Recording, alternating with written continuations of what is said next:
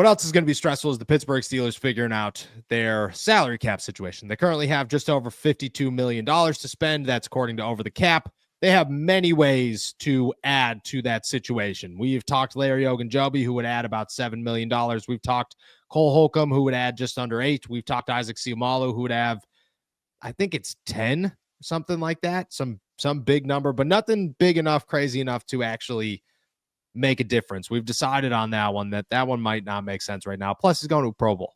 How wild is it that the Steelers have 7 Pro Bowlers, should have had 8 if TJ didn't back out, on a team that lost 5 games in a row and looked awful by the end of that season?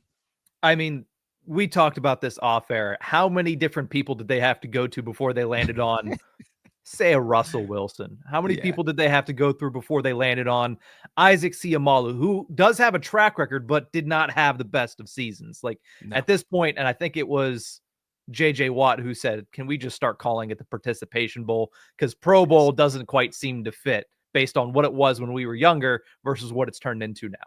No, I mean, if the second that the NFL breaks even at the Pro Bowl for the first time is the second that game finally goes away. That's what this is. So maybe we just have to, I don't know. Guys like it. They get big bonus checks for it. So shout out to them. But yeah, I think it's hilarious that I've seen the memes all day. It's like Josh Allen, Lamar Jackson, Patrick Mahomes, Justin Herbert, all these CJ Stroud, all these names. And then it's like, made a Pro Bowl? No. And then it's Russell Wilson, just like, yes. And I'm just like, okay, how we got here, man. I bet you Justin was next. Justin had to be pretty close on that list. Maybe they'd call Mason Rudolph and say, you played 4 games.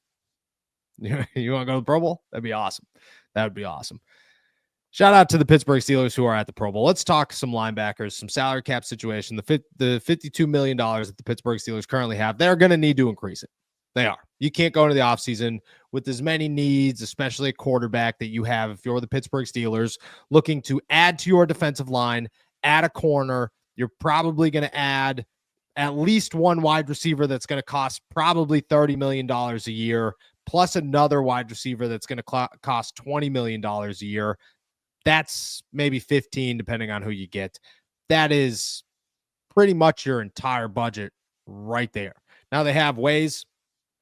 They're going to extend TJ Watt most likely. That will lower his cap hit in 2025.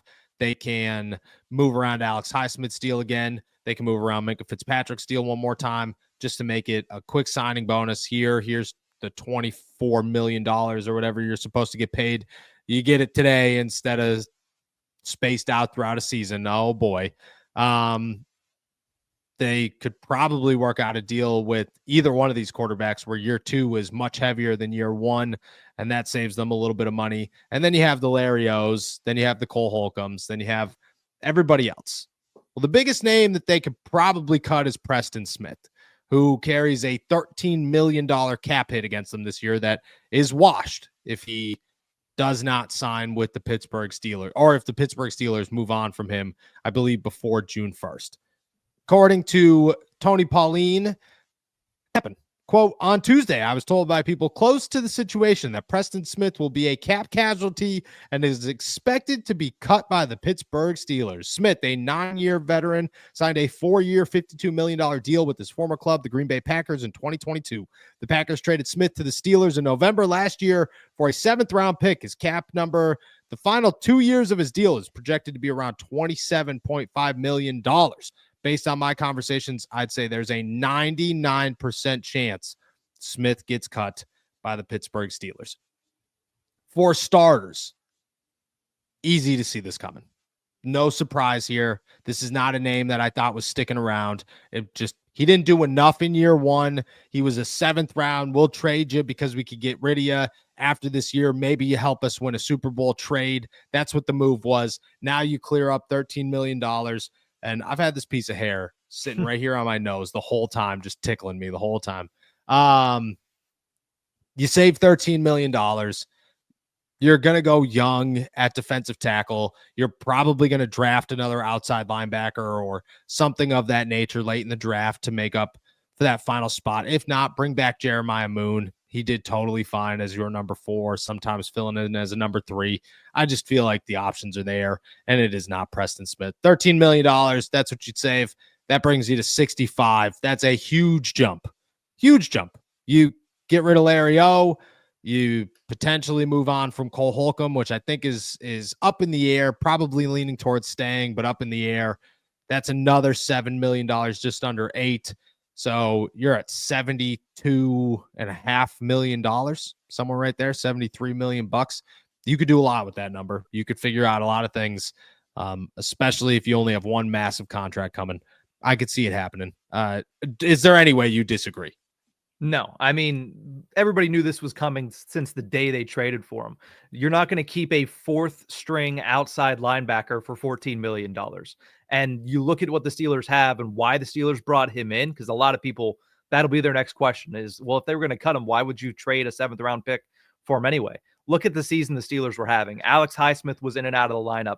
Nick Herbig was in and out of the lineup. There were times where Jeremiah Moon was starting at outside linebacker. And this is a team that their success on that side of the ball is predicated on the success of their outside linebacker room. So the fact that they got down to Jeremiah Moon starting certain games, they knew they needed to add some pieces, especially because as the season goes on, you see what happened. TJ Watt started to get banged up and things of that nature. And if you got to the point where you needed to start somebody, you'd be more comfortable starting a veteran that has 10+ sack season on his resume like Preston Smith than you would be with a guy like Jeremiah Moon. So that's why they did the trade in the first place. But at the same time, everybody knew that the future is still TJ Watt. The future is still Alex Highsmith. The future is still Nick Herbig going into his 3rd season. The future is not Preston Smith, who is a 9-year vet and was a good pickup for them at the deadline, but not worth $14 million going into 2025, and certainly not worth the $13 to $14 million that he's going to cost in 2026 as well.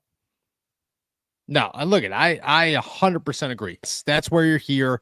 You got to go young. You got to reshape it. You have your pieces. Preston Smith is a dude who will go somewhere else and be a Melvin Ingram. He will be a reliable number 3, maybe a number 2, like next to a TJ Watt or a lesser TJ Watt or something of that nature, where he gets to start. I also think that, yeah, he played pretty well in Pittsburgh, but he didn't play replaceable. And Art Rooney dropped a big one, okay?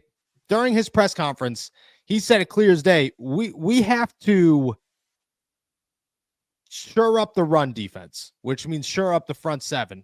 And you need a youth movement on the defensive line. That doesn't mean TJ or Cam or Alex Highsmith. It means everybody else. That's what that means. It means we can't have Dean Lowry's and Preston Smiths being our reliable backups. We need people who could grow into something and be something great, because that's how you find the James Harrisons. That's how you find the Nick Herbigs. That's how you find the Alex Highsmiths and the I don't know who else is really just killed. At one point, Javon Hargrave, who's also a 3rd round pick, like those types of guys. That's where you find them. And the Steelers will have to do that somewhere else. Preston Smith is going to be a cap casualty. I would be shocked. What you think that they're going to do what they did last year, though? Like, do you really think that they're the second that it opens, they're just, here you go, everybody's gone, see you later? Yeah, why waste time if you already know you're going to make the decision? I mean, I get it. It's kind of heartless to a point, but it's a business. If you know today that you're going to do it whenever the window opens, what are you waiting for? Like, whose feelings are you saving by saying, you know what, we didn't cut you immediately, we waited a little bit and then we cut you anyway? Like, you're not saving anyone's feelings, and you're allowing them to go to free agency and potentially start those tampering conversations. Yes, I agree. And those guys aren't tampering, I don't believe. No, because they'd be free agents. Yeah, and they'd be veterans enough. All of them would be. Anybody would be veterans enough where you could immediately go. Like Mitch was signed to the Bills before free agency actually started. He wasn't actually signed, but he was. You know, it was like Mitch was with the Steelers. It was before that started. So I agree.